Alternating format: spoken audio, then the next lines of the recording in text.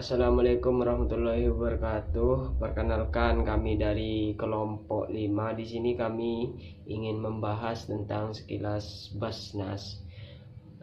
Perkenalkan dulu, nama saya Muhammad Sulaiman dan juga ada Siti Dwi Ardianti, Atika, dan juga Mia. Langsung saja ya, untuk menyingkatnya waktu, kita langsung menyimak materi dari teman-teman kita. Baik, assalamualaikum warahmatullahi wabarakatuh. Di sini saya akan menjelaskan tentang ruang lingkup Basnas. Jadi Basnas sendiri itu badan yang didirikan oleh pemerintah berdasarkan keputusan Presiden nomor 8 tahun 2011 yang tugasnya sendiri itu untuk menghimpun zakat dan menyalurkan zakat. Jadi Basnas sendiri itu dinyatakan sebagai lembaga pemerintah yang non struktural, yang bersifat mandiri dan bertanggung jawab kepada Presiden melalui Menteri Agama. Dengan demikian juga Basnas ini bersama pemerintah bertanggung jawab untuk mengelola zakat yang berasaskan syariat Islam. Kemudian asas-asas yang diterapkan oleh Basnas sendiri itu bersifat amanah, kemanfaatan, keadilan, dan kepastian hukum. Kemudian Basnas itu sendiri terdiri dari 11 anggota,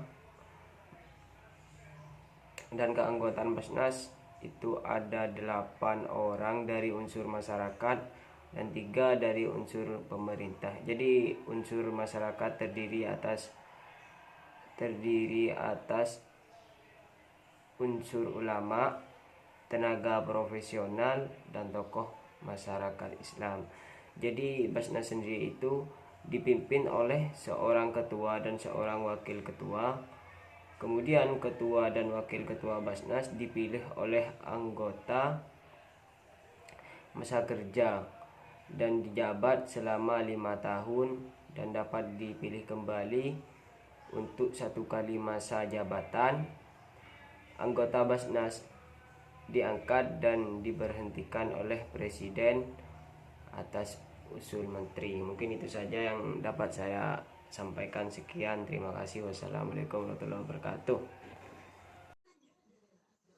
Selanjutnya saya akan menjelaskan mengenai fungsi dari Basnas, yang mana Basnas memiliki beberapa fungsi, yang mana fungsi yang pertama yaitu sebagai perencanaan pengelolaan zakat nasional, yang kedua yaitu sebagai pengumpulan zakat nasional, yang ketiga yaitu sebagai pendistribusian dan pendayagunaan zakat nasional, kemudian yang keempat yaitu sebagai pelaporan dan pertanggungjawaban pengelolaan zakat nasional. Fungsi yang kelima yaitu sebagai pemberian pertimbangan jika dilakukan pembentukan Basnas Provinsi maupun Basnas Kota. Yang keenam yaitu sebagai pemberian pertimbangan jika dilakukan pengangkatan pimpinan Basnas Provinsi maupun Basnas Kota. Yang ketujuh yaitu untuk melakukan pengesahan hak amil dan LKAT Basnas Provinsi maupun Basnas Kota. Yang kedelapan yaitu pemberian rekomendasi izin pembentukan lembaga amil zakat. Assalamualaikum warahmatullahi wabarakatuh. Baik, saya di sini akan menjelaskan mengenai mekanisme kerja Basnas. Jadi, mekanisme kerja Basnas itu ada 3. Yang pertama, yaitu penerimaan dana atau pengumpulan dana. Yang kedua, yaitu pelaporan serta pertanggungjawaban. Dan yang ketiga, yaitu pendistribusian serta pendayagunaan. Baik, saya akan menjelaskan penerimaan dana terlebih dahulu. Penerimaan dana zakat itu bisa berasal dari dana zakat sendiri, kemudian sedekah, infak, dana sosial, dan dana yang lainnya yang tidak bertentangan dengan syariat Islam serta perundang-undangan. Penerimaan dana ini bisa dilakukan dengan 2 cara. Yang pertama, bisa langsung melalui loket pengelola zakat atau bisa melalui UPZ, yaitu unit pengumpulan zakat. UPZ ini ada di BUMN, ada juga yang di BUMS, dan ada juga yang di instansi atau lembaga. Bisa juga dilakukan melalui layanan pembayaran zakat, yaitu melalui konter Basnas, melalui payroll system, melalui bank, kemudian melalui e-commerce, serta melalui layanan bis zakat, yaitu mobil zakat keliling, dan masih banyak lagi. Dalam melakukan penerimaan dana zakat, wajib dipisahkan sesuai dengan jenis penerimaan dananya. Baik, yang kedua, yaitu mekanisme kerja Basnas mengenai pelaporan dan pertanggungjawaban. Jadi, setiap transaksi pengelolaan dana zakat itu dibukukan sesuai dengan pedoman dan standar akuntansi yang berlaku. Pembukuan atas transaksi pengelola dana zakat ini, sebagaimana dimaksud dalam pasal 15, dilakukan pencatatan sejak 1 Januari sampai 31 Desember. Pembukuan pengelolaan dana zakat ini disesuaikan dengan jenis pembayarannya. Laporan ini disampaikan kepada pimpinan pengelola zakat setiap 1 bulan, 3 bulan, 6 bulan, dan akhir tahun. Baik, yang ketiga yaitu mekanisme kerja Basnas, pendistribusian dan pendayagunaan zakat. Pendistribusian di sini yaitu kegiatan penyaluran zakat yang sifatnya itu konsumtif, karyatif, dan berorientasi pada pemenuhan kebutuhan mendesak mustahik pada jangka pendek. Sedangkan pendayagunaan yaitu kegiatan penyaluran zakat yang sifatnya itu produktif, memberdayakan, dan berupaya mengoptimalkan potensi yang dimiliki oleh mustahik sehingga mereka itu memiliki daya tahan yang baik pada jangka panjang. Basnas dalam mendistribusikan zakat dan mendayagunakan itu melalui 5 saluran. Yang pertama yaitu melalui lembaga program Basnas, kemudian melalui penyaluran langsung via layanan publik, kemudian melalui kolaborasi dengan Basnas daerah, kolaborasi dengan LAS, dan bekerjasama dengan mitra strategis lainnya seperti yayasan, LSM, dan lembaga yang fokus pada pengentasan kemiskinan dan pemberdayaan masyarakat. Ada beberapa program yang dibentuk oleh Basnas sebagai wadah untuk menyalurkan dana zakat.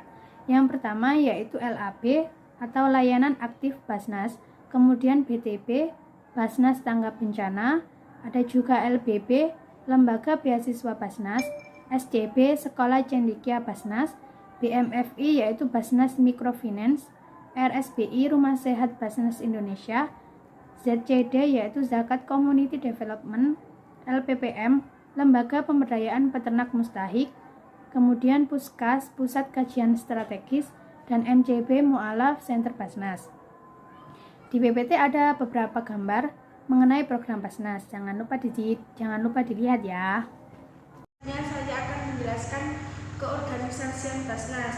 Di sini ada struktur Basnas, program kerja Basnas, dan aplikasi Basnas. Yang pertama, struktur Basnas yang terdiri dari ketua dan wakil ketua dan memiliki 9 anggota. Untuk anggota pertama bertugas sebagai supervisi keuangan dan sekretariat, anggota 2 supervisi pengumpulan, anggota 3 supervisi pendistribusian dan pendayagunaan, anggota 4 supervisi SDM dan umum, anggota 5 supervisi teknologi informasi dan pelaporan, anggota 6 supervisi penelitian dan pengembangan, anggota 7 ex officio, anggota 8 ex officio, dan yang terakhir anggota 9 ex officio. Di sini ada direktur utama. Yang pertama Direktorat Kepatuhan dan Audit Internal, Direktorat Pengumpulan, Direktorat Pendistribusian dan Pendayagunaan, Direktorat Operasi dan Sekretariat. Di sini memiliki beberapa divisi. Yang pertama divisi CSR, divisi pendistribusian, divisi keuangan, divisi humas dan protokoler, divisi retail nasional, divisi pendayagunaan, divisi sumber daya manusia, divisi hukum dan kelembagaan, dan lain sebagainya. Selanjutnya program kerja Basnas Jatim. Di sini ada 2 program kerja, yaitu yang pertama Jatim Cerdas dan kedua Jatim Sehat. Jatim Cerdas memiliki 4 program, yaitu yang pertama pemberian beasiswa SMA, pembantuan sarana belajar untuk anak SD hingga SMP, yang ketiga bimbingan belajar gratis, dan yang keempat pembinaan penerimaan beasiswa. Yang kedua Jatim Sehat memiliki 1 program, yaitu pengobatan gratis keliling dan bantuan biaya bersalin. Selanjutnya, aplikasi atau layanan digital pembayaran ZIS. Di sini ada 10 aplikasi. Yang pertama, aplikasi kitabisa.com, yang kedua, aplikasi GoPay, yang ketiga, aplikasi Tokopedia, yang keempat, aplikasi internet banking, yang kelima, aplikasi Muzaki Corner, yang keenam, aplikasi OVO, yang ketujuh, aplikasi Shopee, yang kedelapan, aplikasi Lazada, yang kesembilan, aplikasi ePay dan yang terakhir yaitu aplikasi Bukalapak. Sekian penjelasan dari saya. Terima kasih. Selanjutnya saya akan menjelaskan tentang perkembangan zakat di Indonesia. Jadi pada awal masuknya agama Islam ke Indonesia, zakat merupakan salah satu sumber dana yang digunakan untuk pengembangan ajaran Islam. Yang mana pada masa itu banyak kemajuan yang telah dicapai dengan dana zakat ini, seperti dilakukannya pembangunan masjid, pembangunan pesantren, musola, dan lain-lain. Nah, apabila potensi yang tergarap dapat dilakukan lebih optimal lagi, maka infrastruktur dan fasilitas serta sarana prasarana umat akan menjadi lebih maju. Pengelolaan zakat yang profesional diharapkan pendistribusiannya lebih produktif dalam rangka peningkatan perekonomian masyarakat. Nah, yang menjadi persoalan kemudian yaitu bagaimana harta zakat itu dapat dikumpulkan untuk kemudian didistribusikan dan didayagunakan untuk kepentingan mustahik atau orang yang menerima zakat. Para pemerhati zakat kemudian sepakat bahwa untuk dapat mendistribusikan zakat secara optimal, maka zakat itu harus dikelola dalam suatu lembaga. Maka pemerintah telah membentuk yaitu suatu lembaga yang disebut dengan Basnas, Badan Amil Zakat Nasional. Perkembangan zakat semakin menunjukkan arah yang menggembirakan. Nah, keputusan Komisi 8 DPR untuk menjadikan Basnas sebagai mitra resmi menjadikan dukungan terhadap pengembangan zakat menjadi semakin besar. Dengan adanya dukungan politik yang lebih besar ini diharapkan dapat dioptimalkan oleh Basnas dan para komunitas zakat lainnya, terutama Badan Amil Zakat atau lembaga amil zakat yang ada, sehingga peran zakat dalam pembangunan masyarakat dapat meningkat secara signifikan, terutama dalam mengentaskan kemiskinan dan kesenjangan pendapatan. Kemudian masuknya zakat dalam ruang politik yang lebih besar sesungguhnya telah menjadi sebuah kebutuhan, yang mana selama ini zakat lebih banyak bermain pada ranah sosial kemasyarakatan lainnya, lembaga swadaya masyarakat. Pada tahap awal perkembangan zakat, bahwa inisiator yang menggerakkan dunia perzakatan selama ini adalah masyarakat sendiri. Pengembangan zakat selama 2 dekade terakhir, yaitu pada era 90-an, merupakan tonggak awal modernisasi zakat, baik dari sisi manajemennya maupun dari sisi perluasan harta objek zakat. Dapat diketahui bahwa perjalanan zakat belum optimal, meskipun pertumbuhan penghimpunan zakat maupun pendayagunaan zakat yang luar biasa, namun hal tersebut belum mampu mendongkrak peran zakat yang lebih besar terhadap bangsa dan negara. Jika melihat sejarah Islam, jatuh bangunnya pengelolaan zakat sangat dipengaruhi oleh kondisi dan keputusan politik penguasa, yang mana zakat bersama dengan berbagai jenis pajak lainnya telah menghiasi kebijakan perekonomian dunia Islam selama berabad-abad. Namun, yang sering terlupakan oleh umat Islam sendiri yaitu karakter politik zakat, yang mana untuk menjaga karakter politik zakat tersebut, peran penguasa menjadi sangat mutlak. Jika karakter politik tersebut dicabut, zakat hanya menjadi ritual ibadah yang bersifat pribadi semata, yang mana pelaksanaannya hanya diserahkan pada setiap individu. Oleh karena itu, hal inilah yang membuat Khalifah Abu Bakar radhiyallahu an mendeklarasikan perang terhadap beberapa suku Badui yang tidak mau membayar zakat kepada pemerintah pasca wafatnya Rasulullah SAW. Mungkin itu saja yang dapat kami sampaikan. Mungkin ada yang masih belum paham atau yang perlu dipertanyakan. Kami persilahkan dengan prosedur yang sudah ditetapkan. Wassalamualaikum warahmatullahi wabarakatuh.